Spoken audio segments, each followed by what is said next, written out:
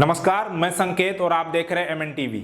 RJD chief Lalu Prasad Yadav ने अपनी biography Gopalganj to Raisina my political journey में बिहार के मुख्यमंत्री नीतीश कुमार पर काफी तीखे तंज कसे हैं। लॉन्च होने से पहले इस किताब के कुछ अंश प्राप्त हुए हैं, जिसमें लालू यादव ने नीतीश की तुलना बंदर से की है और उन्हें कुर्सी कुमार करार दिया है।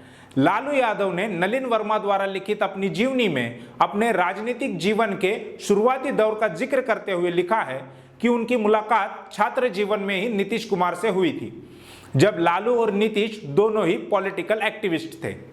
लालू ने बताया कि नीतीश भी साथ में थे और वे इंजीनियरिंग के स्टूडेंट थे। लालू यादव ने कहा कि जब वे बिहार के छात्रों के बीच मुख्य चेहरे के तौर पर स्थापित थे, तब नीतीश कुमार भी छात्र राजनीति में जाने माने चेहरे थे। फिर समाजवादी आंदोलन के दौरान लालू और नीतीश के बीच नजदीकियां बढ़ी। लालू यादव ने किताब के चैप्टर 11 में नीतीश कुमार की तुलना बंदर से करते हुए लिखा है कि वह कभी एक डाली पर स्थिर नहीं रहते। लालू ने इस बात का भी जिक्र किया है कि कर्पूरी ठाकुर के निधन के बाद इस बात पर सहमति बनी थी कि बिहार असेंबली में लालू यादव अपोजिशन के चेहरे के तौर पर खड़े रहेंगे, लेकिन बाद में नीतीश कुमार की सोच बदल गई, वह जॉर्ज फर्नांडिस के कैंप में चले गए। लालू ने आगे लिखा है कि इसके बाद रिपोर्ट आई कि वे जॉर्ज फर्नांडिस से भी उनकी तकरार हो गई, फिर वह बीजेपी में चले गए। कुछ साल बाद फिर हमारी पार्टी यानी आरजेडी से अलायंस किया, इसके बाद फिर वह पलट गए। नीतीश कुमार एक बंदर की तरह हो गए हैं जो एक डाल से दूसरे डाल पर कूदते हैं। केसरीनाथ त्रिपाठी पर भी लालू यादव ने तंज कसा है।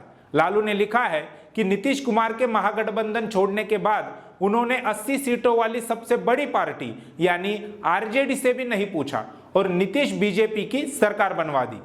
इसके बाद नीतीश ने एक ऐसे आईपीएस अधिकारी को बिहार का डीजीपी बना दिया जो बिहार के सबसे खतरनाक यानी 1989 के भागलपुर दंगे के दौरान वहां का एसपी था।